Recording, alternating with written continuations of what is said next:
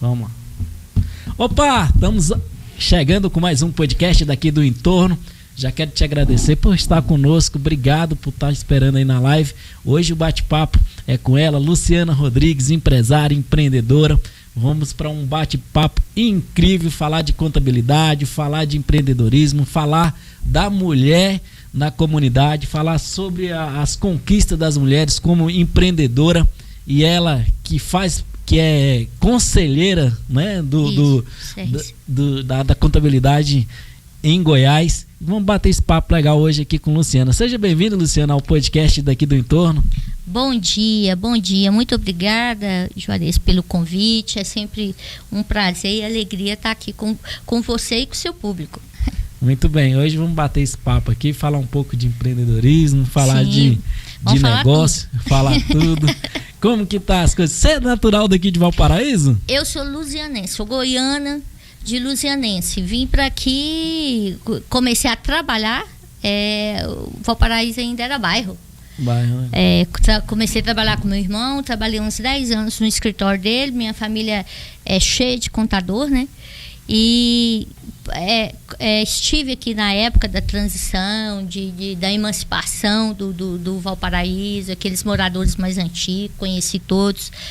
E aí fixei residência, abri meu escritório e estou aí no mesmo endereço desde 2000. Seu escritório hoje é lá na etapa A ali, né? Na etapa A, do lado da Caixa Econômica Federal ali da etapa A, sobre loja. Estou ali desde 2000. Pretendo ficar ali ainda há muito tempo. Quando Deus permitir. E você é bem conhecida aqui em Valparaíso, tem muitos anos trabalhando. E assim, eu trabalhei aqui, era bairro. Então, eu pude... era poucos habitantes na época. Esse pessoal do início da cidade, uma boa parte era cliente do escritório. Então, eu pude...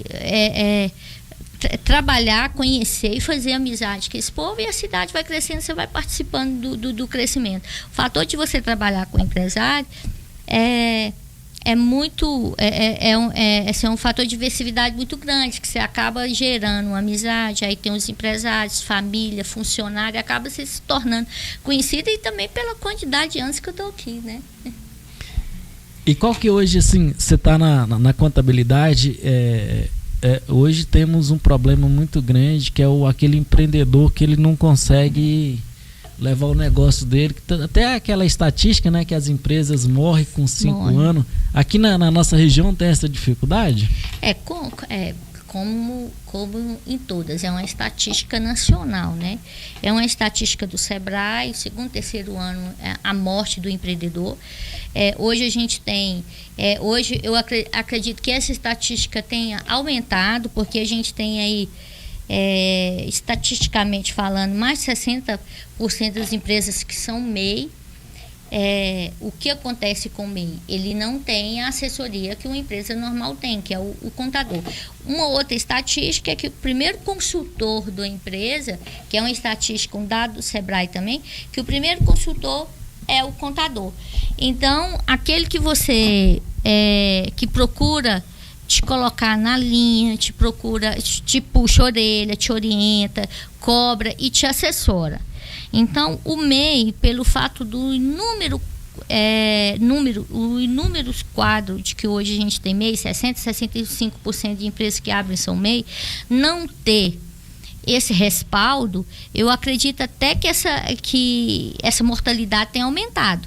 Porque se com um contador, um orientador, 2, 3 anos, 100 é pior. E a gente vê isso na prática. Hoje, qualquer contador que você conversar, acredito pouco que não tem uma história para te falar que a maioria dos MEIs, o valor é pequeno, esquecem de pagar, esquecem de fazer a declaração. Aí não tem muitas vezes um suporte para quem perguntar, porque muitas vezes ele tem que procurar um profissional e às vezes não só ter que se deslocar e saber com quem, um profissional de confiança e gasto, né?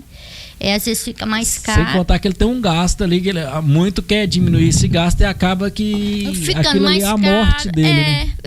Acaba que o barato sai caro, porque ele não tem orientação, ele não tem aquele consultor e uma pessoa ali orientando o mínimo dele, que é pagar. Você vê a dificuldade no mínimo, que é a guia de se pagar todo mês, porque ele tem que entrar na internet, ele tem que tirar, ele tem que pagar, e muitas vezes nem isso ele faz.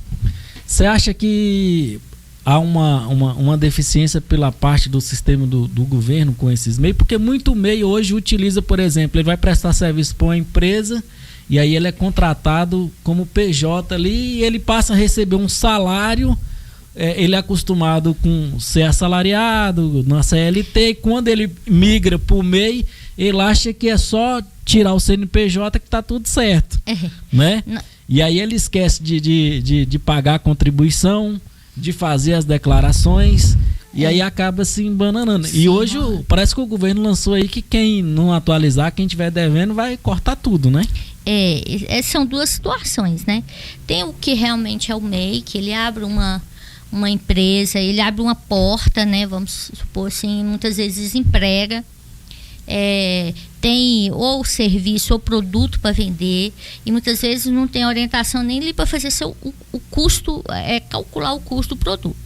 Agora, como tudo o jeitinho brasileiro, o que acontece? O MEI, ele foi de uma certa forma transfigurada o objetivo dele, que é uma empresa de um suporte menor. Aí o que muitas empresas fazem em vez dela, para fugir ali das leis trabalhistas, ela pega e contrata de uma forma não muito correta, juridicamente falando, né? Fugindo das leis trabalhistas, ela PJ o empregado dela. Então, às vezes a pessoa é empregada e ele faz cumpre o horário ali abrir o MEI. Ele tem todas as características, né, que a legislação obriga a ter como funcionário, né? A subordinação, o pagamento mensal, a constância do serviço. Só que ele, para fugir das verbas trabalhistas, impostos e tudo, ele vai e contrata a pessoa como PJ. Aí aquela pessoa emite uma nota, muitas vezes nem emite, para a empresa e fica tudo bem, porque assim, desde que a injustiça não seja provocada, porque aí teria que a pessoa entrar na justiça amorosa, procurar um advogado muitas vezes é caro, e muitas vezes ela fica no prejuízo daquelas garantias dela, ela perde seguro-desemprego, ela perde o fundo de garantia, perde as verbas, e muitas vezes ela tem que se sujeitar a isso porque precisa trabalhar. E o empreendedor individual, o MEI, ele tem quais são os benefícios que ele tem de ser um empreendedor?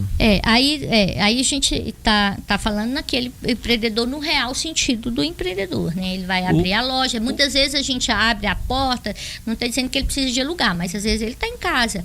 Ele tem aquela boleira que faz bolo para fora, ou que faz, que trabalha em eventos, ou que é um artesã, que muitas vezes ela faz ali na constância na casa dela mesmo. Então, o MEI, ele tem, acho que o maior benefício que eu vejo no MEI, ela tem uma segurança previdenciária.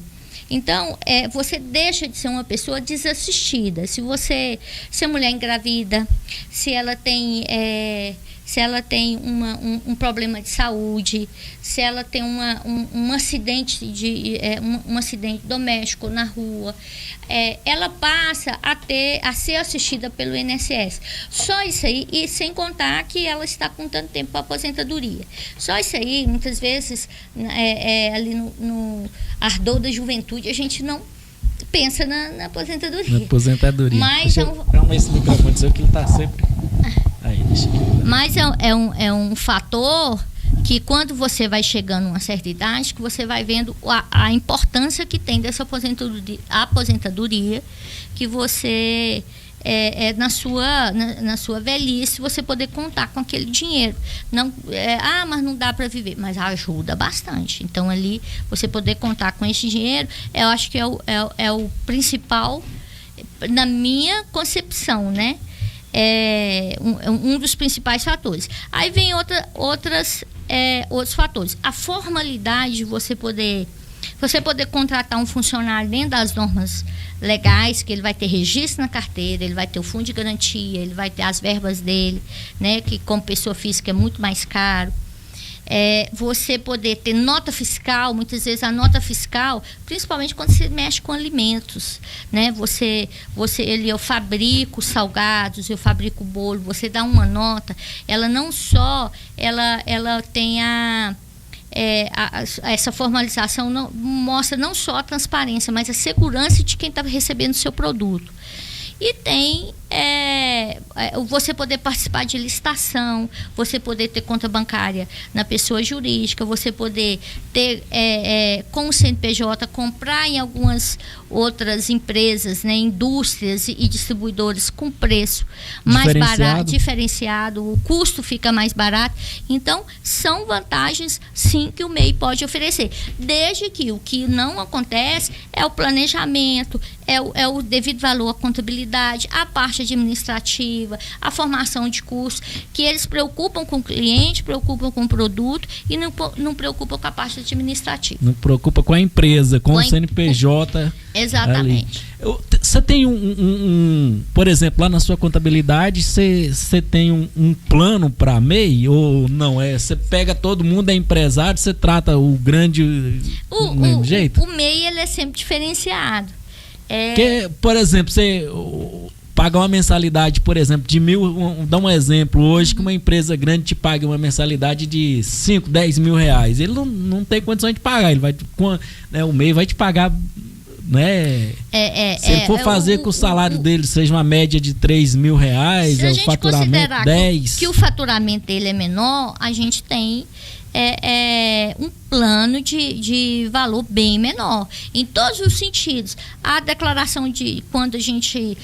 eu só quero que você faça a declaração é menor. Muitas vezes o MEI só te procura ou quando vai fazer a declaração, ou quando registra um funcionário, porque aí ele não consegue gerar aquelas guias, o próprio contra-cheque, e acaba virando também uma assessoria na parte ali trabalhista. Então, mas o valor é muito diferenciado, porque a gente considera que o faturamento é pequeno, que é uma empresa de estrutura pequena. Então, o MEI, ele, de toda forma, ele tem um tratamento diferenciado, principalmente no valor de honorário que a gente cobra. E o que você acha que o que pode ser feito para o empreendedor, o MEI, para ele melhorar essa assessoria? Ele deve ter um contador fixo ou ele deve, de algum tempo, procurar essa assessoria? O que você recomenda? Ali teria que começar mudando a cultura do proprietário do MEI. Ele chega e pergunta, eu estou pagando o quê? O que você faz?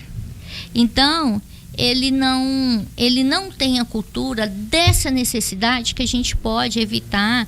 Às vezes, uma assessoria que o contador deu, ele pode evitar essa dissolução da empresa dele, a extinção da empresa, porque às vezes um passo que você der, ele te leva para trás,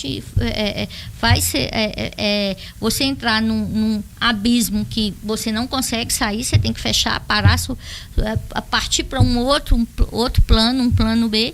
E o contador, ele é aquele que a gente fala assim, o contador, ele é o médico das empresas, né? Então ali ele pode sim te dar um remédio que salve a sua empresa. Ele realmente é um médico. Hoje, sem assessoria contábil, o cara tá fraco. Ele não tem consciência, mas ele não vive, né? Muitas vezes ele te liga e fala assim, deixa eu tirar uma dúvida. Aquilo ali é um trabalho que o contador está fazendo, porque é uma consultoria. Deixa eu ver um negocinho com você. Muitas vezes um negocinho é 1 hora, 2 horas, 3 horas, ou às vezes é 20 minutos, mas é uma informação que o contador, ele levou toda a base, o embasamento jurídico, contábil, de anos de trabalho dele para ele te dar aqueles, às vezes, 20 minutos, 1 hora que ele te deu. Então, aquilo ali já é um trabalho que o contador faz. O contador, muitas vezes, não cobra, principalmente, às vezes, no e-mail. Ele chega, deixa eu te fazer uma consulta, ou muitas vezes ele faz te fazer uma pergunta, ou tirar uma dúvida, mas aquilo ali é uma assessoria, é uma consultoria que não é vista como tal. E dali, dessa consultoria, pode te abrir a sua cabeça para você resolver o problema da sua empresa. Seja ela MEI, seja ela pequena empresa, grande empresa. As empresas que não são MEIs, hoje o problema maior hoje é a carga tributária. Por exemplo, hoje o Brasil tem diferentes tributos, né? Então, se o cara não tem uma contabilidade de eficiência, ele se embaraça. A gente sempre, culturalmente, a gente sempre falou, porque é verdade. O grande problema das empresas é o valor, né? Os impostos, a quantidade de imposto, o valor absurdo de imposto. Mas aí, dentro disso, a gente vem também uma frase que se fala muito, é o manicômio tributário que se fala. Então, hoje, você tem uma mercearia, o ovo não paga um determinado tipo de imposto, um outro produto ele tem uma redução.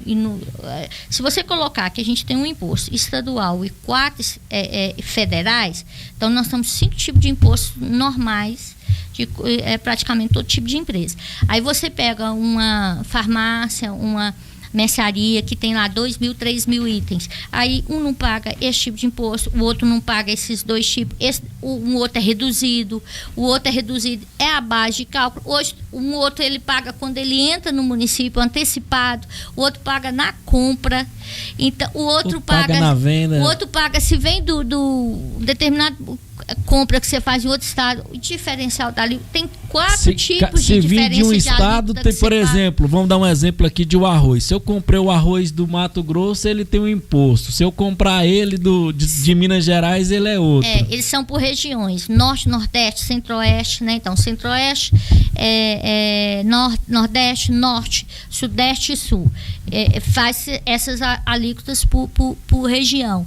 Aí você tem que ver as alíquotas já são diferentes, né? Então ali você põe ali, São Paulo era 7, teve de ano passado, agora mudou.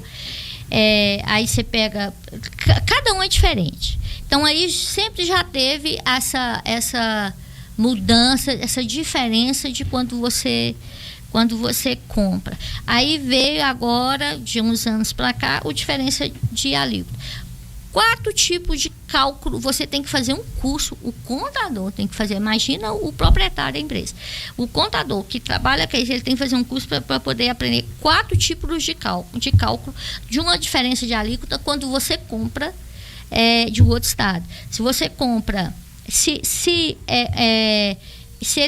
ele vende para uma pessoa física, se ele compra da pessoa física, se determinado produto pode ser diferente, se é adquirido, a venda é na internet, é diferente. Se a mercadoria que você comprou, se é para consumo, se é para venda, se é um bem que é do seu ativo imobilizado.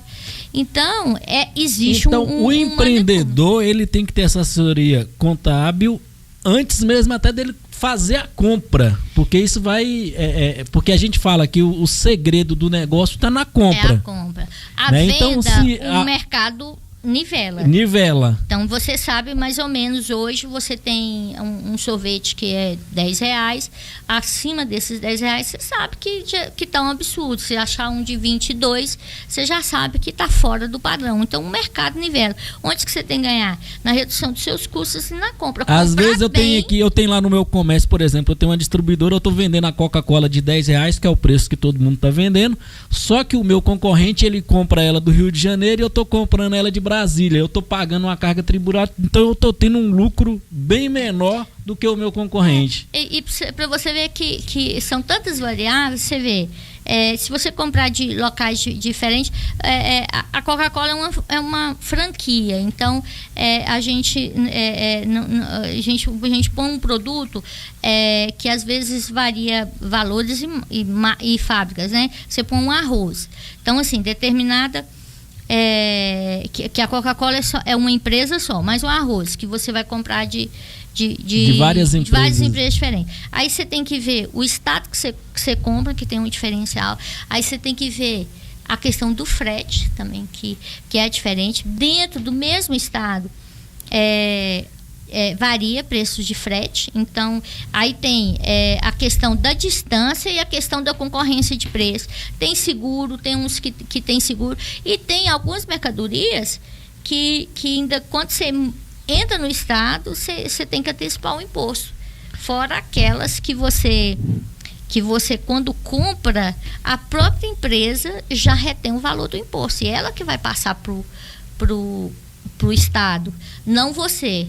Aí quando ela chega no seu estabelecimento, o imposto, um determinado imposto, nem são todos os impostos, mas um determinado imposto já está pago. Na hora que você for fazer seu cálculo, você tem que tirar daqueles 5 impostos o que ele já pagou. Agora, você acredita num escritório que é terceirizado, que tem um número de clientes, você imagina que é impossível hoje um escritório de contabilidade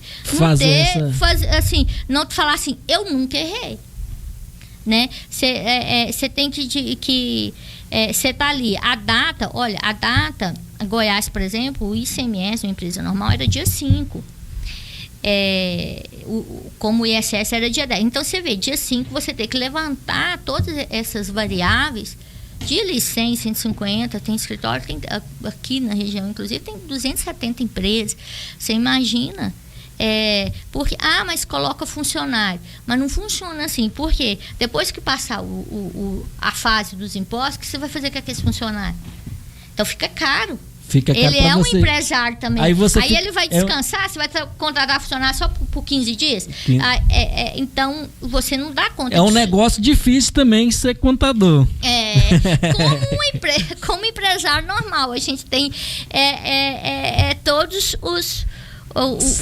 o caos que o empresário tem. O problema tributário do Brasil hoje está nesses tributos variáveis, que poderia ser um tributo único, tipo por segmento, né? Alimentação.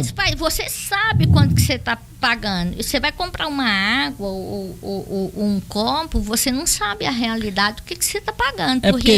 Porque tem, dependendo de onde se você compra, tem diferencial de alíquota, tem variação de percentual. Então, quanto que realmente é o valor disso aqui? Eu vou falar, você vai me perguntar, você vai me perguntar o valor do imposto, mas aí eu vou te falar mais.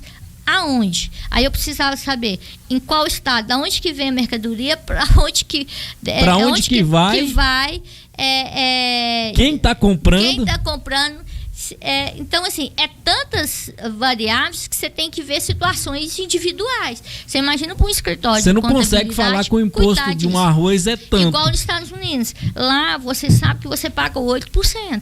Então, eu vou no mercado, eu vou comprar minha água mineral, você sabe que eu estou pagando 8%. Eu vou comprar um produto de limpeza, eu sei que eu estou pagando 8%.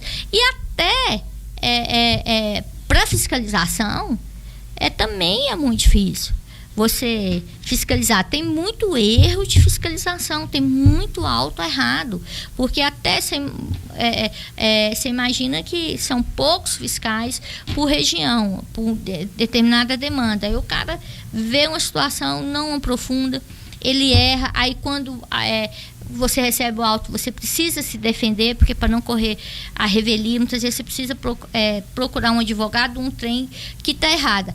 Então, é um verdadeiro manicômio. Nós tínhamos 2 grandes problemas culturais, que é o preço e o manicômio. Hoje a gente pode falar que a gente tem um terceiro, que é a insegurança jurídica que a gente tem. Uma frase que eu vi que é muito, muito certeira hoje, até o passado é incerto no Brasil, porque a gente vê, independente de política, partidária, qualquer outra coisa, olha só, a gente teve é sabido, não precisa ser advogado, que o processo tramitar de julgado já tramitou, já foi julgado, tramitou, acabou, encerrou. Então, teve muitas empresas que estão pagando imposto retroativo de alguns anos para cá, eles vamos dizer igual no futebol, você jogou as regras do jogo, aí 5 anos depois eles falam assim, não, a regra vou mudou. mudar a regra, agora dessa forma vai ser pênalti, vamos olhar os 5 anos para trás e fazer a empresa recolher. Então, assim, até um passado tem certo. Uma coisa transitada e julgada, a gente tem inúmeros casos. Ocorreu isso recentemente com algumas empresas, tipo, acho que foi o Pão de Açúcar, né? Ocorreu isso em algumas situações, pessoas que tinham recolhido o imposto dentro de determinada legislação, que eles chegaram e falaram assim, não, nós vamos mudar essa regra aqui e vamos atuar de 5 anos para cá. Então, isso ocorreu no país inteiro. Talvez não tenha afetado, como foram algumas situações específicas, não foram uma, duas, foram algumas e várias, afetaram muitas empresas de um porte maior. Aí você diz, mas a empresa grande tem dinheiro. Você não pode, é ignorância você falar disso, porque as empresas grandes, todo o custo dela, ela repassa para o produto. Se você multa ali, se ela vinha pagando, aí mudou a regra do jogo, passou para 5 anos e ele pagou, tudo bem, ele vai pagar. Mas aquele produto dele, ele vai depois repassar o prejuízo. Porque é uma questão empresarial. Ali não tem ninguém matéria de Calcutá. Não é porque ele é rico ou porque ele é pobre. Você tem que ter lucro no seu negócio, né? Então, toda empresa, o único objetivo dela é a margem de lucro, né? É a margem de lucro. Hoje a gente fala no objetivo social, mas a primeira é a margem de lucro. Você não vai trabalhar, ficar ali pondo seu tempo, o desgaste de tempo perdido e dinheiro numa coisa que não te dá um retorno financeiro. Primeiro, o retorno financeiro. Você tendo um retorno financeiro, a gente pode cobrar um retorno social da empresa. As empresas, ela têm um trabalho social com a comunidade. Óbvio que eu penso muito, e eu sou adepta disso, que você tem que, eu mais do que ninguém, eu tenho uma bandeira de que você tem que aquilo que te veio, que te acrescentou, principalmente financeiramente, de alguma forma você voltar aquilo ali para a comunidade, para quem precisa. Mas se você não tem um retorno financeiro, como é que você vai pensar em ajudar se você precisa ser ajudado? Então, na medida que você tem lucro, que você tem que a coisa está dando lucro, que está tendo dinheiro, a gente pensa no retorno social. Mas eu não posso pensar no retorno social primeiro, né? Em nenhuma forma. Então, eu tenho que pensar na minha situação primeiro, de fazer o negócio dar certo, de fazer o negócio progredir, ser sustentável. Agora sim, não, vamos partir para o social. O que eu posso fazer para ajudar? Quem está ali colaborando comigo, ali dentro da casa da gente, é o primeiro olhar, e depois para a sua comunidade, né? Então, o negócio ele tem que dar lucro, ele não pode trabalhar. A própria legislação, ela te impõe isso. Quando ela vai fiscalizar, ela não aceita que a sua empresa ela não trabalha com a hipótese que a empresa não dê lucro, que a empresa está no vermelho. Então, ela já faz acreditando que você tem um certo lucro, né? Pode ser variável, mas tem que ter. Existe alguns projetos de lei que tramitam no Congresso para um imposto único, esses impostos por segmento, por exemplo, alimentação, consumo, bens e tal. Você acha que seria uma saída para esse unicômio que você fala aí? Eu acredito que o imposto único, e isso também estatisticamente é comprovado, que quando você diminui e você unifica, primeiro que fica mais simples, até mais simples para para você cobrar. Aquilo ali você pode fiscalizar um universo maior de empresa. E se ele é um imposto mais justo, um imposto que não seja tão pesado, ninguém se nega a pagar. Você trabalha com empresários de diversas situações, mas você não vê ninguém falando assim, eu não vou pagar. Você vê eles reclamando do imposto em si, do valor em si, né? Então, assim, quando você facilita, aquilo ali ajuda a arrecadar, e quando você diminui, você amplia o número de empresas, porque muitas empresas, elas querem legalizar, elas querem ter um CNPJ para se tornar mais competitiva, dar uma segurança para quem está contratando, que ali é uma pessoa jurídica, mas muitas vezes ela pensa na quantidade de imposto e não consegue, fala, eu não vou conseguir CPJ por agora, e fica aguardando um tempo melhor, que esse tempo nunca chega. Tem essa reforma trabalhista. A ideia inicial era essa. Vamos diminuir, todos os discursos que você via lindo e maravilhoso era do manicômio. Precisamos terminar esse manicômio. Aí fizeram uma reforma. Quando fizeram o projeto de lei, inicialmente tentaram fazer da forma que unificasse o valor do imposto. Para as empresas prestadoras de serviço seria um valor, para as empresas que mexem com o produto, outro valor. Tudo bem, não é um valor único, mas categorias diferentes, assim, né? Melhorou, deu um salto. Só que aí vem as questões políticas. Vamos mudar a cesta básica, vamos tirar os impostos, esse tipo de imposto da cesta básica. Aí vamos mudar um determinado setor. Aí veio incorporando toda aquela pressão política para mudar, porque ninguém quer deixar de... Aí tem um lobby de algumas áreas, né? Então, assim, tem umas áreas fortes, você põe umas áreas que eles têm como trabalhar, e a proximidade do governo, tem muito lobista, trabalhar para poder reduzir, que para eles é interessante, e tem a questão também do estadual, que o governador, ninguém quer tirar o dele da reta. Ele não quer diminuir, o medo de diminuir a arrecadação é uma coisa, e o outro medo é da competitividade. Se os impostos dentro dos estados estão iguais, por que eu não vou comprar de São Paulo se lá só tem indústrias? Aqui, vou parar isso para cima, nós não temos indústria. Então, eu vou ter que procurar um lugar que tem indústria. Então, eu vou onde que mais tem indústria. Então, aqueles polos de indústrias vão ser favorecidos. E isso recai nos estados que não têm indústria, acaba, na concepção deles, ficando prejudicado. Então, essa guerra estadual acabou transformando todo o que poderia diminuir esse manicômio, ficando assim, talvez tenha diminuído um pouco. Nós vamos, até final do ano ainda tem muita coisa aí para definir as resoluções, mas, assim, vai mudar, mas não é o querido, não é o que inicialmente começou, e vai continuar essas brigas, esse manicômio.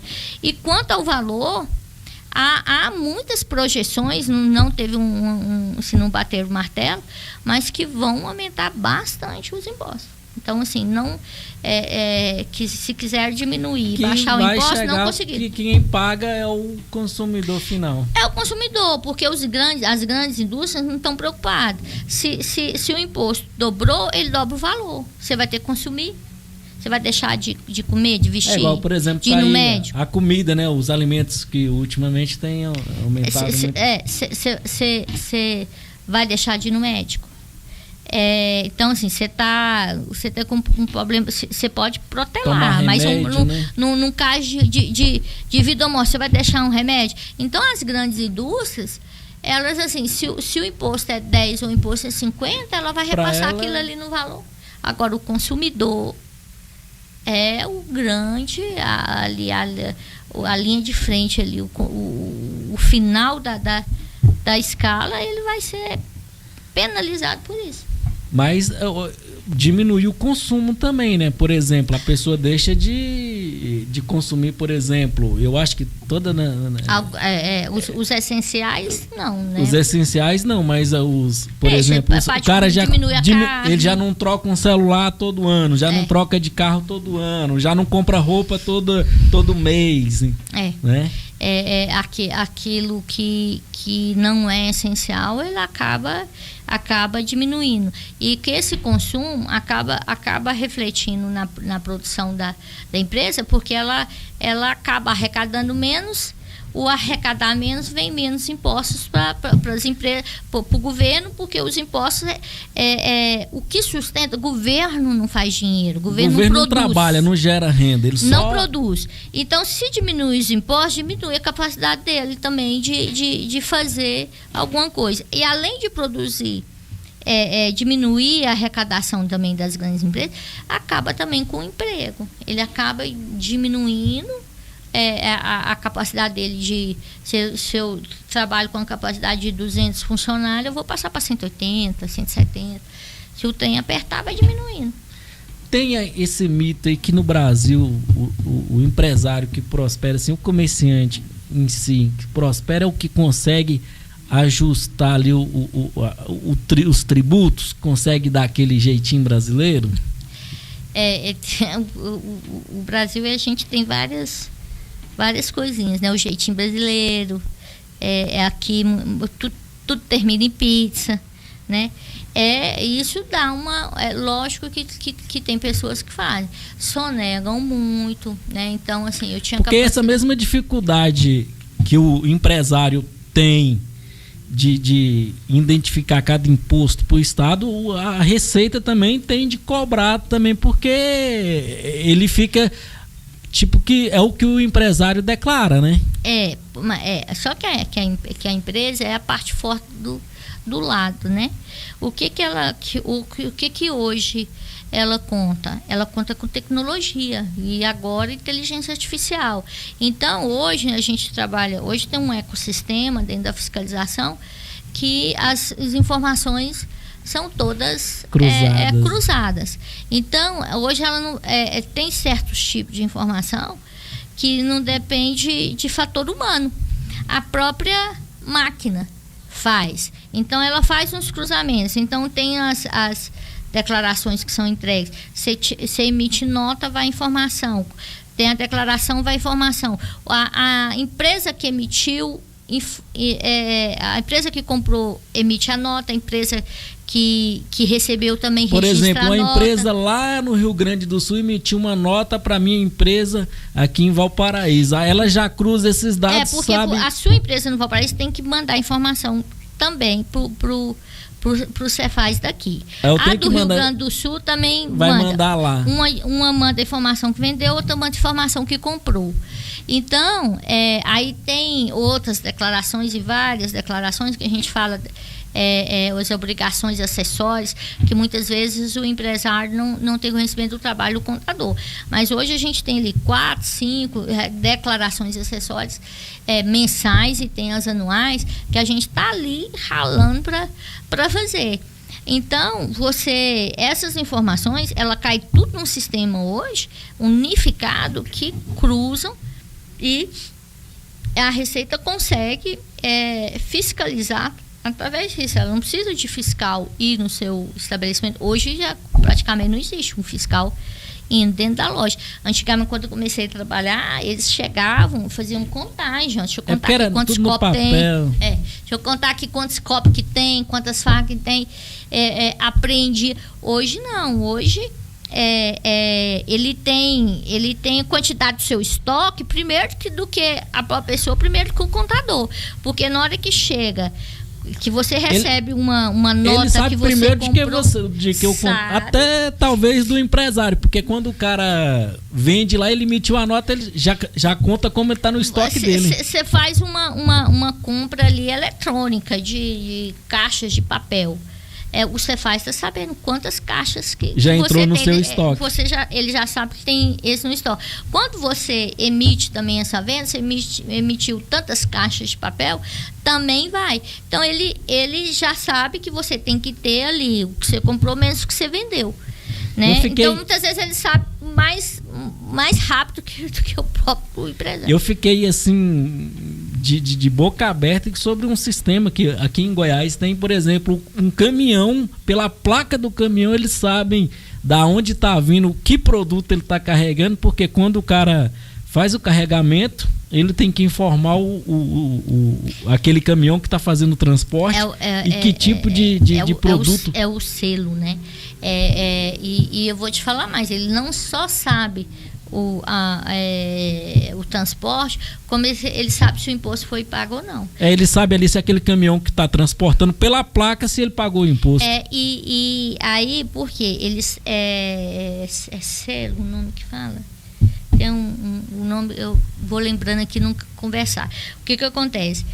Antigamente eles punham no caminhão, eles punham um leitor no caminhão. Então algumas estradas eles põem tipo um pardal, aí o caminhão passa, aí ele já faz a leitura ali Hoje eles põem na mercadoria. Então essa mercadoria que hoje se ela for roubada, ele sabe exatamente o local que está, em localização geográfica, né? Então eles acompanham o transporte da mercadoria até o consumidor final. Eles sabem, aí se aquele imposto não foi arrecadado, se é um imposto que ele tem que ser pago na entrada, aí o caminhão vai para direto, não para fazer, porque quando é um imposto na entrada, você tem que parar essas não é delegacia, é fiscal, esses postos fiscais, e aí onde que eles pesam caminhão, onde eles verificam caminhão, onde eles têm a guia, ou quando você chega, você tem 8 dias para pagar. Então, esse sistema, ele também verifica se foi isso foi pago, também é um tipo de fiscalização. Então, eles têm esse leitor, tipo, hoje nós temos quem passa aquele selo que você passa nos pedágios. Sem parar.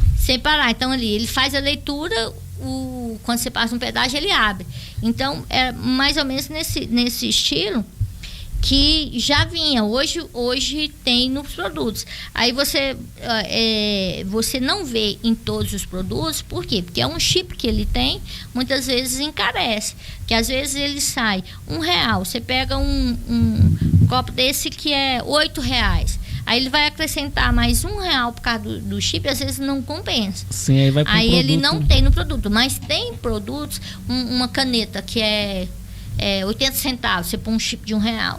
Né? Então, só que a tecnologia ela vai barateando, a tendência dela é começar alta e depois, né? Então vai chegar o momento em que todos os produtos vai ter esse rastreamento.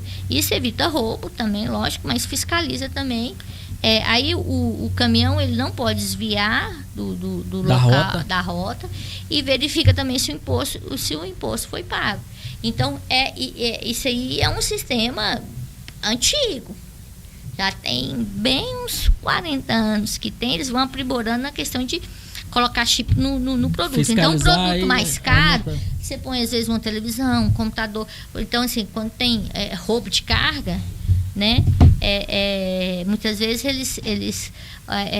hoje o ladrão já pensa em que carga que ele vai roubar. Porque tem alguns eletrônicos que são caros. Você vai pegar aí uma carga de um celular, de um iPhone que é 10 mil, com certeza tem. Então, ele já rastreia, R$1 não faz diferença. Então, ele já rastreia essa localização geográfica de onde o aparelho está. Então, assim, a capacidade tecnológica da fiscalização é terrível. Há uns anos atrás, quando começou o boom da fiscalização da construção civil, eles começaram a fiscalizar por drones. Então, não era drone, eles tinham um satélite. Hoje tem drone, tem satélite, assim, melhorou. Então, eles fazem um mapeamento da cidade. Aí, quando se tem uma obra aqui do lado, essa obra, aquele mapeamento que eles fazem, eles ligam ao dono da obra com a Receita Federal e o cartório. Então, ele sabe se lá no cartório ele tem escritura, ele sabe se na Receita Federal ele está... Se ele está registrado aquela obra, se ele está pagando o imposto daquela obra, e ele sabe quem é o dono da obra, pelos cadastros do IPTU. Então, quando passa esses dronezinhos aqui no Valparaíso já está assim. Você está em obra, hoje está difícil, né, cara? Então, até os cartórios estão sendo favorecidos. Então o cerco vai fechando. Vai virando um Big Brother. Quanto mais vai chegando tecnologia, mais vai ficando difícil de sonegar. O brasileiro é ninja, né? Ele muda aqui, ele arruma um jeitinho. Um jeitinho, peraí, mas tem isso aqui, né? Então, assim, é um meio de sobrevivência, muitas vezes, né? Tem um lado da safadeza, tem umas que não teria necessidade, né? Porque você tem um negócio em que você tem um risco, um risco real, de você ter uma multa, alguma coisa, eu digo, vantajosa, numérica, que vai afetar toda a sua empresa, não vale a pena, né? Então, assim, é melhor pensar de outro, ou tentar ficar em conformidade, ou tentar pensar em uma outra coisa. Mas que você pague menos. Tem, por exemplo, hoje eu já vi que a Receita, o próprio Cefaz, ele já está fazendo quando leva para o cartório, como é que chama? Esqueci. Ele tá notificando por não Serasa. Notificando, na verdade, lá no cartório, como é que chama? Quando faz a... não é executando, é negativando, né? Negativando no cartório. Como é que fala? Dívidas de impostos. Dívida de impostos sendo... Tá, então assim, ele te cobra, se não pagou, aí ele vai para a procuradoria. Então, uma outra forma que ele achou de pressionar o empresário a pagar é mandar para o cartório. Aí você vai receber a notificação de tantos dias para pagar no cartório, e ele vai protestar ali. Protestar. Né? Aí protestou, acabou. É pior do que Serasa. Acabou com sua vida. Ele te protesta. Aí tem pessoas que convivem com aquilo ali, né? Aí mais um protesto. Agora, você não tira certidão, você fica muita coisa, você não pega crédito, você não participa de licitação, mas tem pessoas que não ligam. Mas deixa ali a dívida e fica. Mas ainda. É uma pressão para que. Tem a negociação, essas dívidas, elas normalmente. No cartório não tem, né? Quando chega a cartório, não tem. Não tem. Não tem. Aí, agora, mas antes nos órgãos sempre tem. Lógico que, assim, tem devidas situações... Mas vai chegar um tempo que... agora, porque eles começaram a protestar isso de pouco, mas vai chegar um tempo que um número tão grande de pessoas com o nome protestado vai ter que negociar, né? Não, mas existe a negociação, não existe no cartório. Aí, assim, você não tem condição de pagar ali, porque no cartório você paga à vista ou à vista, né? Aí você não tem, eles te dão 3 dias... Aí, quer dizer, você não tem o que fazer, você tem que deixar o cartório devolver a dívida, porque naqueles 3 dias que está lá no cartório, você não faz nada. Você tem que deixar o cartório te devolver a dívida, ele vai voltar para o órgão. No órgão, dificilmente você não consegue mas se eu negociar com o órgão, depois eu negocio com o órgão, aí eu tenho que pagar só as custas do cartório. Só as custas. Você pega a negociação, uma cópia da negociação que você fez, você leva no cartório, aí você vai pagar só, olha, eu já negociei, aqui tá parcelado. Aí ele vai olhar, ele tem os meios deles lá de confirmar o cartório, né? Aí te cobra só as custas. E se você não voltar no cartório e pagar as custas, não vai ficar protestado do mesmo jeito. Você pagou e não tirou. Entendi. Como uma dívida normal, né? Então, tem algumas dívidas, compensa o cara ser inadimplente, porque ele, quando ele negocia, ele consegue umas vantagens. Assim, ele não é algo assim, qualquer uma que foi pro cartório e você não deu conta de pagar, porque quando chegou no cartório não tem negociação. E ele te dá 3 dias. Aí é um valor significativo, você não tem como quitar. Aí você tem que deixar, o seu nome foi negativado. O protesto existiu. Então, você não tem outra opção. Você deixa e espera ele voltar. Muitas vezes tem a demora do próprio cartório, né? Que às vezes, uns 3 dias, a gente conta que no quarto já deveria ter devolvido, até porque tudo é digital. Mas muitas vezes não. Tem que ter... é digital. É digital, mas não é automático. Tem que ter uma mãozinha lá devolvendo. Quem está devendo imposto hoje? O cara tem uma empresa, se embananou, está devendo imposto que ele nem sabe, estadual, municipal. Ele tem que procurar um contador de confiança e qual que é o procedimento para ele negociar isso? Antes de eu vir aqui, a gente estava a conversa era essa questão de negociação. Você tem que ter um planejamento, como uma dívida que você está na sua casa. Você tem diversas dívidas e o dinheiro não dá. O que eu vou fazer? Você não tem que sentar e estudar o que você vai fazer. Quando você está com a empresa, vamos começar com o MEI, porque a gente vê muito problema com o MEI. O MEI, a gente tem casos assim, a empresa ela abre o MEI, esquece que tem ali os R$70 ali para pagar todo mês, é 60 e pouco, 70, não sei. Esquece, um mês virou dois. Então o que acontece? Muitas vezes ela vai descobrir numa hora que ela precisa. Aí muitas vezes ali está 3 anos de dívida. Aí, porque eu tive um caso hoje, o que acontece com o MEI? Você chega ali, a dívida, R$3.000, R$4.000. Se a gente colocar numa situação que é uma empresa ali, um artesão, uma empresa que ele não tem... Ele vive daquilo ali para sobreviver. Aí você vê, você vai ali, gerou um débito de R$3.000, você vai parcelar. Mas você tem que levar em consideração que se você vai parcelar, você criou uma prestação, mas você tem a outra do mês. Então, você vai pagar 2 prestações. Eu estava hoje num caso falando, olha, você tem essa dívida, veja bem, mas aqui, todo dia 20 vai vencer mais R$70. Então, você tem condições de arcar, fazer o parcelamento e pagar esses 70? Porque não seria, às vezes, o caso de você fazer o parcelamento e fechar o MEI?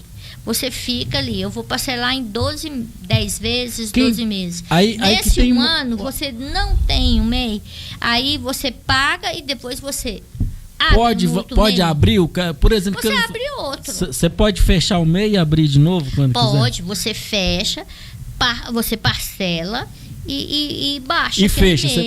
Você parcelou, você pode fechar? Pode. Ou só depois que quitar? Pode, você parcelou, pode fechar. Aí você fica com aquela prestação. Porque só que se você não pagar, você não consegue abrir outro. Até uma dica que eu dei o seguinte: se você tem a ciência, hoje que eu estava falando, inclusive lembrando porque foi agora de manhã, você tem que ter a consciência seguinte: você parcelou como uma empresa normal e como o MEI. Na hora que você quebra aquele parcelamento, você pagou 3, não paga mais, você pode reparcelar? Pode. Só que aí eles vão dificultando, porque eles já vão cobrar uma entrada. Então, você tem um débito de 3.000, você pagou 2, aí perdeu o parcelamento. Você você perde parcelamento com três parcelas sequenciais que você não paga. Você perde. Quando você for refinanciar, muitas vezes eles vão te pedir 10%. Aí você pede 10%, tem que pagar a primeira e muitas vezes tem a do mês.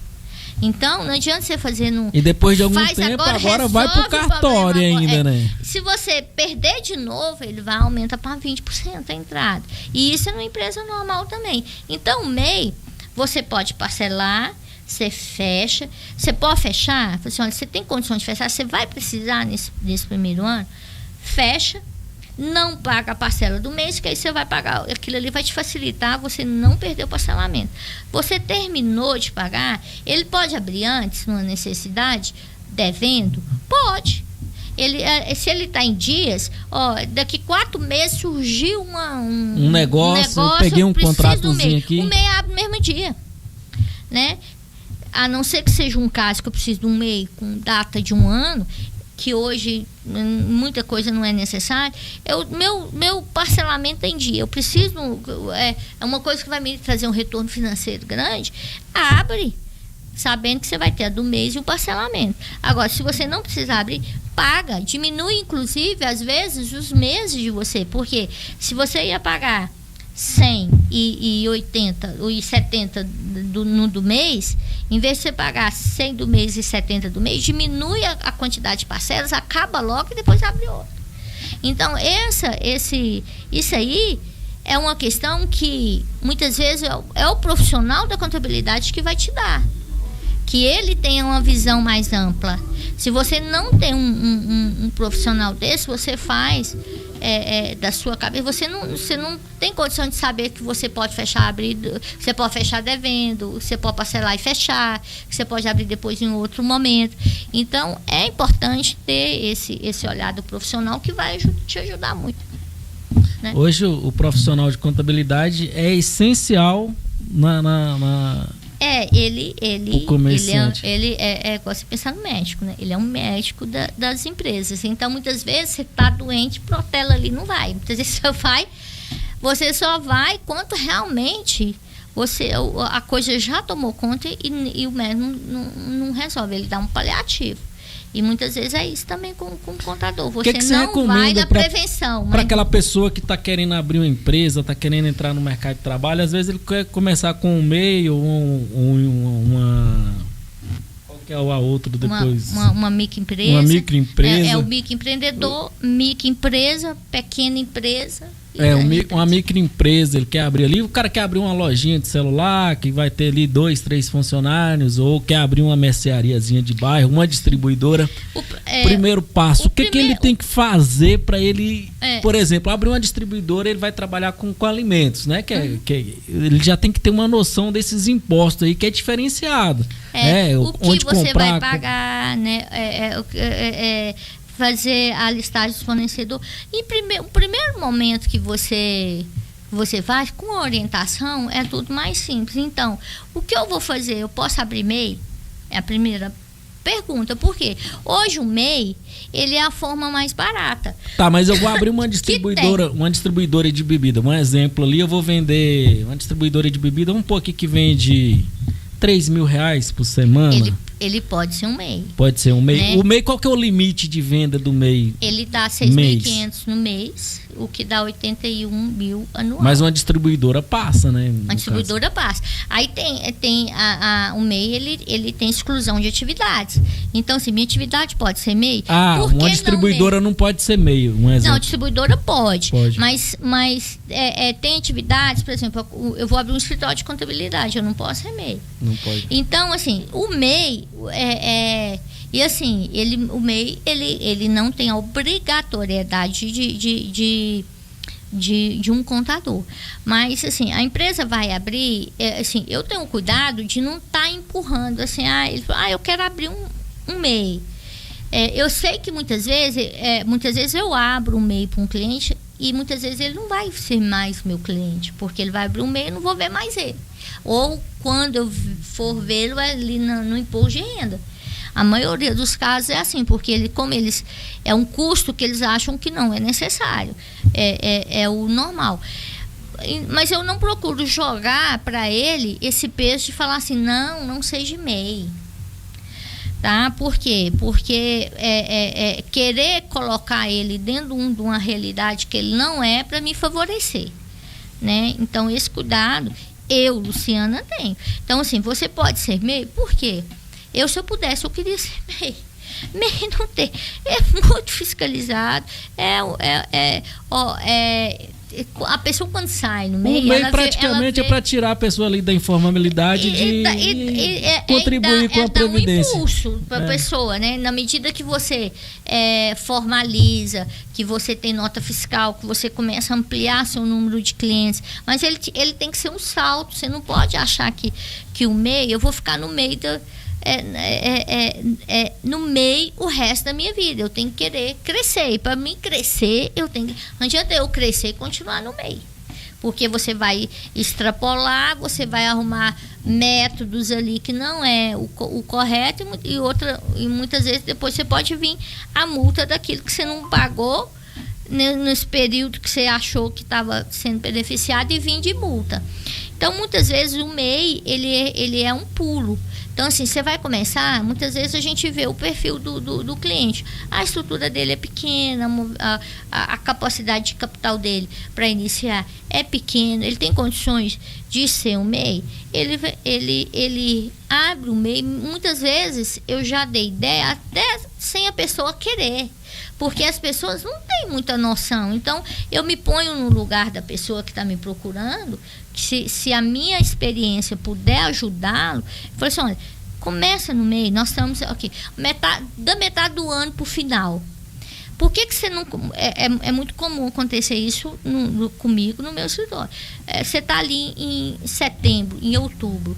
Cara, você está ali, você sabe que sua estrutura ainda é pequena, sua capacidade de capital é pequena, de investimento é pequena. Abre o MEI. Muitas vezes a pessoa não quer ser MEI. Abre o MEI. Quando for em janeiro, você começa. Aí esses meses deu tempo de você estruturar, abrir sua loja, aumentar uma clientela, pagar as primeiras despesas de implantação, porque você tem uma reforma, você tem que colocar mercadoria, você tem uns gastos de implantação grande.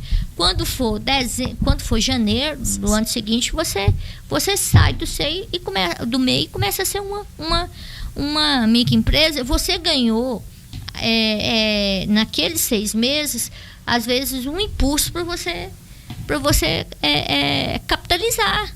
Então, esse olhar tem que ter. Agora, o cara já está um sarrafo lá em cima. Não adianta eu querer colocar ele no MEI, ficar um mês no MEI. O próprio faturamento do mês já extrapolou ele. Só vou fazer o cara perder um tempo, e até posso prejudicá-lo, porque na hora que ele sai do MEI, eu tenho que fazer uma alteração contratual para tirar daquele documento de MEI, e essa declaração, ela pode demorar, se tiver algum problema, ela pode demorar uma semana, como ela pode demorar um mês. Se tiver deu um erro, vai ter que voltar, o cara viajou, não tem como assinar. Então, eu posso prejudicar o meu cliente. Não adianta eu querer no afã de ajudá-lo e atrapalhar o negócio dele. Então, o MEI, ele se favorece, sim. Hoje, você for o alvará, é uma taxa relativamente cara. Você tem que ter um extintor, você paga a taxa do bombeiro. Se for uma área da saúde, você paga a licença da saúde, né? Sem falar quanto tem ambiental. E tem o próprio alvará, que não é barato. Você pega uma salinha dessa que muitas vezes te dá R$400. Quando você junta as outras taxas, aí você gasta ali R$600, R$700. O MEI, ele tem todos os laudos ali, o alvará, mas não tem a taxa. Então, ele já ganha nisso. O primeiro grande susto do MEI é quando ele chega no início do ano, que ele sai do MEI, no próximo ano que ele vai regularizar o alvará, ou no ano seguinte que ele vai renovar o alvará, ele já assusta, porque ele não pagou nada. Ele não tinha nem ele não tinha nenhum extintor. Aí na hora que ele vê, a taxa de extintor é quase R$200. Aí ele é saúde, ele mexe com alimentos, ele tem outra taxa, ainda tem um alvará. Ele fala, cara, mas tem que pagar. Tem que pagar.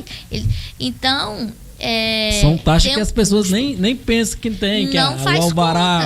É uma vez no ano aquilo ali. Né? Você pega e assim, hoje no mínimo uns R$300. O alvará, a vistoria é anual? Você tira quando você abre, depois você renova a toda virada de ano. Então ele vale dentro do exercício. Então, se você abrir em agosto, ele vale até dezembro, 31 de dezembro. Em janeiro você tem que renovar. E a não renovação implica em quê, né? O alvará é municipal, né? Ele, assim, tecnicamente, ele pode até fechar seu estabelecimento, né? Então, assim, primeiro eles vão lá, te notifica, te dão tantos dias para você providenciar o alvará. Se você rescindir, ele pode te multar. E se você rescindir, ele pode até fechar o estabelecimento. Porque o alvará é uma licença que o município te dá para você funcionar. Então, se você não tem essa licença, de uma maneira você está trabalhando sem uma autorização do município. Né? Que muitas vezes implica aí na vistoria de segurança, né? Que porque saber se... é olhado, olha só, tem a vistoria de obras, né? Olhado o bombeiro, né?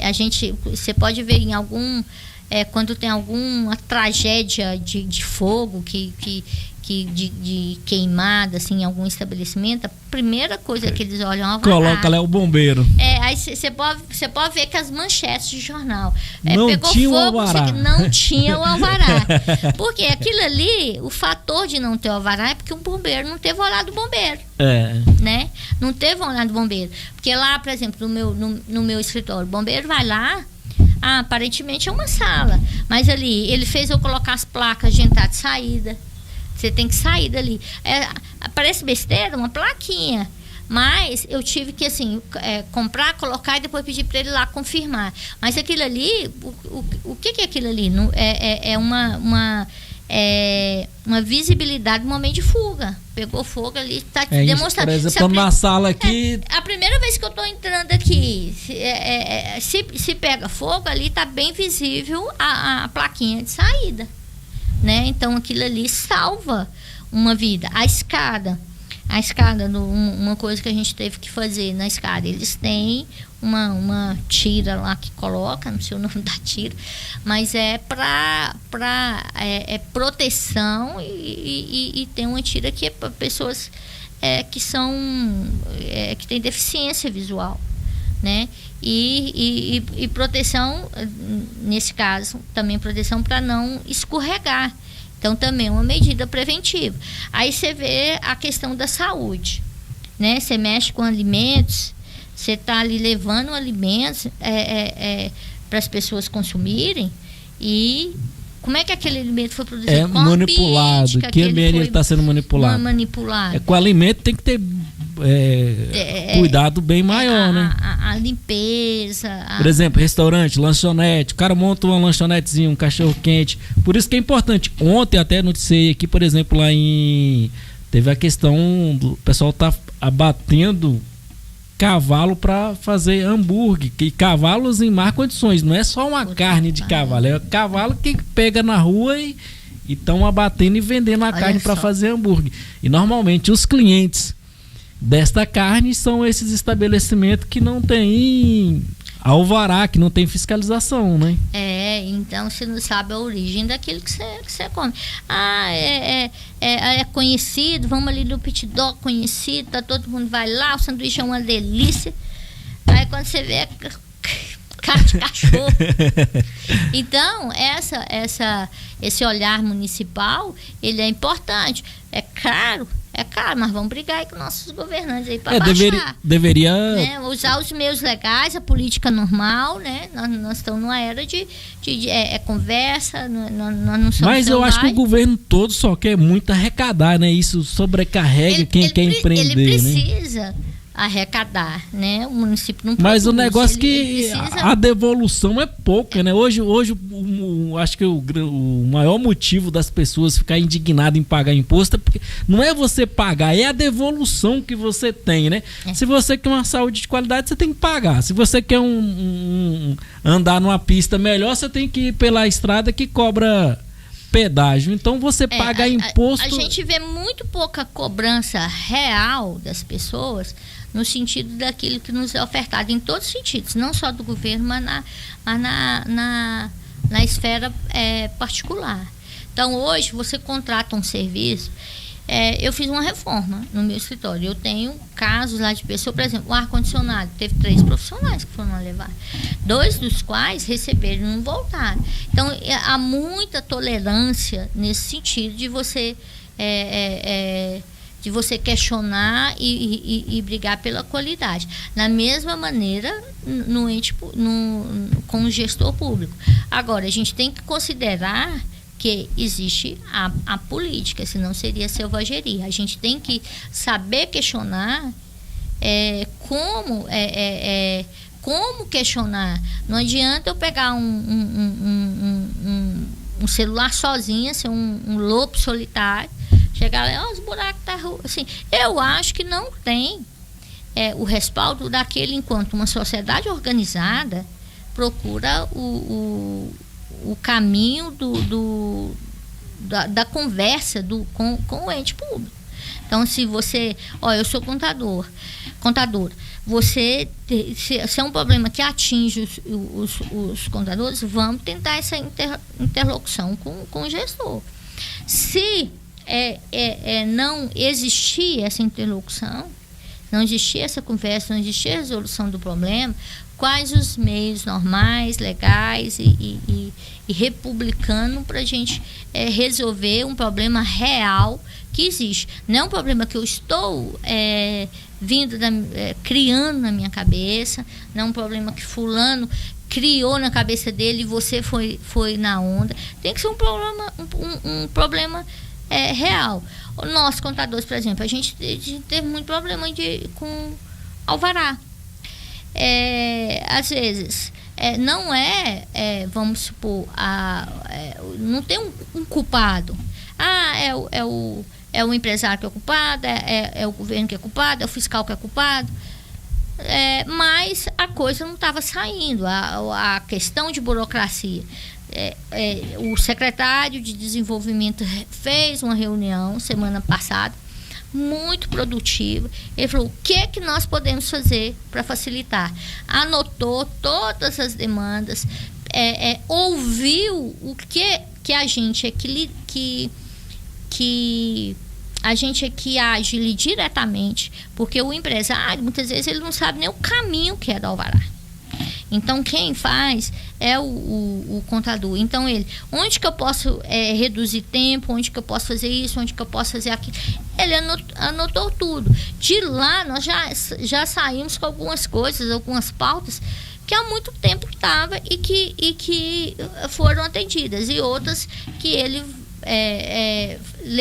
anotou, levou para resolver, ouviu e vai dar um feedback. Então, essa é a maneira republicana da gente não ficar passivamente reclamando, mas você não levanta da sua cadeira para tomar uma atitude. Você pensa assim: vai lá, fulana, resolver, vai lá, ciclana, conversar com principalmente na minha condição como conselheira, que a gente representa a classe dos contadores, mas o Conselho de Contabilidade é um órgão fiscalizador. Então, assim, mas eu não sou fiscal do Conselho. Eu não tenho nem acesso ao contadores que são fiscalizados, e nem se algum foi penalizado, eu não tenho nem acesso ao que foi. O acesso que eu tenho é só aquele que tiver público, porque é só as partes envolvidas, ele é sob sigilo. Se for uma penalidade pública em que todos sabem, eu fico sabendo. Agora, não tem nem favorecimento. Aí, só que nós somos um órgão fiscalizador. Só que muitas vezes acham que, não, eu tenho que comprar a briga ali na frente, vai você lá resolver isso.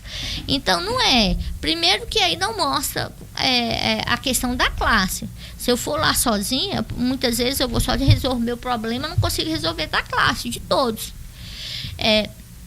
Se você mostra, primeiro, quanto maior a classe, quanto maior você mostra a classe, maior interesse o ente público tem para resolver. Se é uma classe grande, assim, essa aqui tem voz, é grande, peraí, vamos resolver mais rápido. E se as pessoas não entenderem isso, a gente pensar num município desse tamanho, com a quantidade de problemas que tem, e de demandas que tem, das mais diversas e muito maior do que o Alvará, que está passando fome, que precisa de cesta básica, precisa de alimento. Mas que não deixa de ser primordial para o cara que está iniciando. E a gente tem que mostrar força para a nossa demanda estar ali no topo. Porque senão ele vai deixando também por critério. Vai ficando ali para baixo. As mais importantes ali, que seja importância de vida, importância de prazo, muitas vezes tem importância política também. Sim. Então, se a gente não... eu não gosto de política. Você é comandado por quem gosta. É a lei da natureza. Então, aquele que gosta sai favorecido, porque ele está ali na frente. É primordial hoje você participar da política, né? Pelo menos do município, que você vai saber. Quando a gente fala participar em política, às vezes a pessoa assim, eu não gosto, eu não quero ser política. Eu também não quero ser política. Assim, política no fator de ser uma pessoa pública ali, que eu vou colocar meu nome à disposição. Sabe? Agora, eu gosto de política porque a gente vive sobre política 24 horas, tudo é política. É aquele fator, o que não se resolve com política é selvageria, né? Não é republicano. Então, eu gosto da política, graças a Deus não tenho problema, porque assim, eu sei respeitar cada um na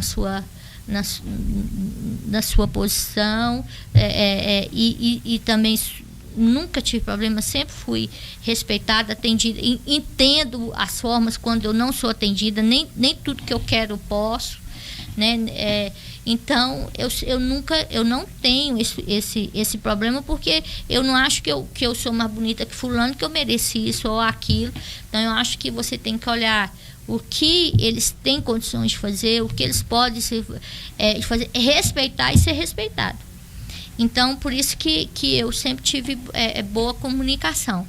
Agora, nunca achei que eles são obrigados, até porque você tem que pensar também não só em coisas individuais. Quando muitas vezes eu vejo coisa para a classe, eu não penso. Eu não quero lá todo ano ter que pedir um negócio para o meu cliente, que muitas vezes você pode até conseguir. Eu quero resolver um problema que eu não precise ir lá. Que aí eu vou resolver o meu problema e de um monte de contador. E de todos os contadores. Então, agora, sozinha, muitas vezes, eu não consigo tudo. Só que a classe, ela tem que pensar que ela precisa da política, dessa interlocução com os gestores, para ela conseguir algumas coisas. Agora, ser político, você participar ali colocando seu nome, é uma segunda situação. Isso aí é para quem quer, quem gosta, quem quer ter a vida dele pública e na frente. Não é todo mundo, né? Quem gosta, quem quer. É um direito republicano de todo mundo votar e ser votado. Agora, a maioria que eu vejo, principalmente na contabilidade, é que não quero misturar. Não, se não mistura política nunca, porque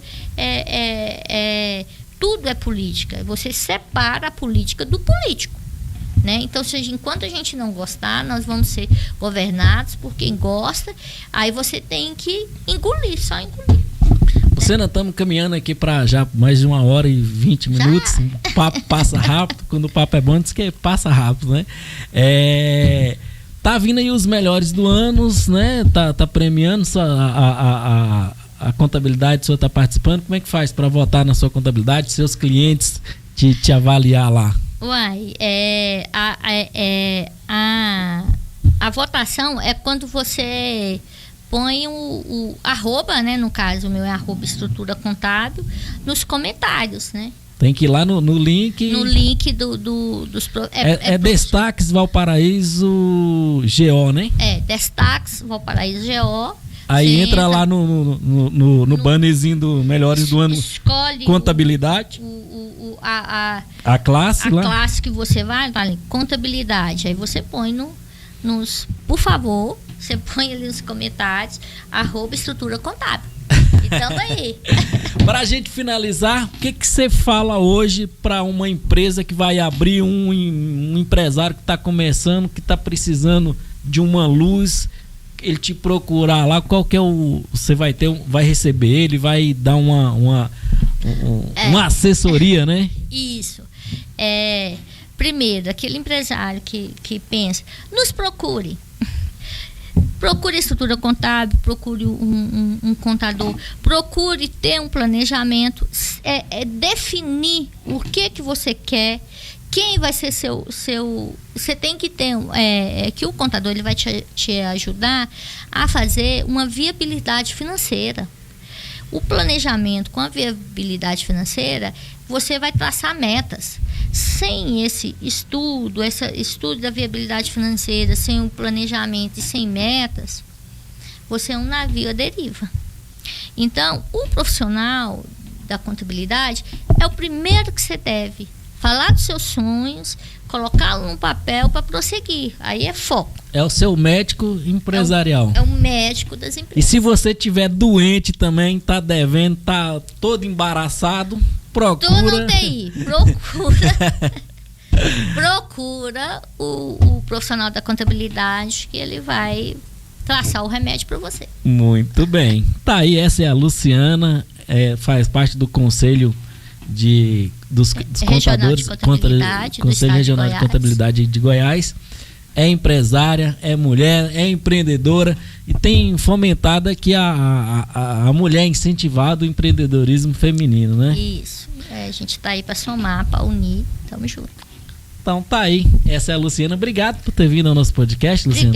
Obrigada a você pelo convite. Depois vamos participa novamente. Depois a contabilidade, eu acredito que vai ser premiada lá nos melhores do ano. Você está convidado a voltar aqui para a gente falar disso. Com certeza. Tá? Gente, obrigado mais uma vez. Quero agradecer você que ficou esse tempo aqui conosco no bate-papo. Convidar você para curtir a nossa página. É daqui do entorno. É a página dos cortezinhos aqui do podcast. A gente sempre vai postar lá um momento especial aqui do podcast que a gente produziu nessa 1 hora de bate-papo. E assista o nosso canal, ativa o sininho lá do TV Plus e também assista pela plataforma que vai estar sempre reprisando lá os podcasts no tvcerrado.com.br, tá bom? Um beijo, fica com Deus, até a próxima. Tchau. Show de bola.